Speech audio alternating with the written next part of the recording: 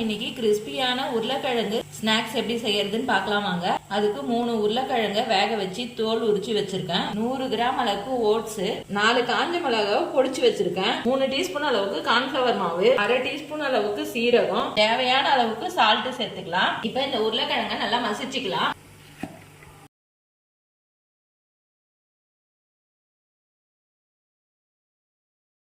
தேவையான அளவுக்கு சால்ட் சேர்த்துக்கலாம்.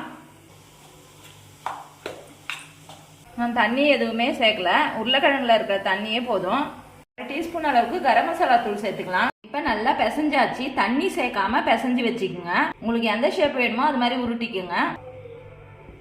எல்லாத்தையும் உருட்டி வச்சாச்சு. இதை மிதமான எண்ணெயில போட்டு பொரிச்சு எடுத்துக்கலாம்.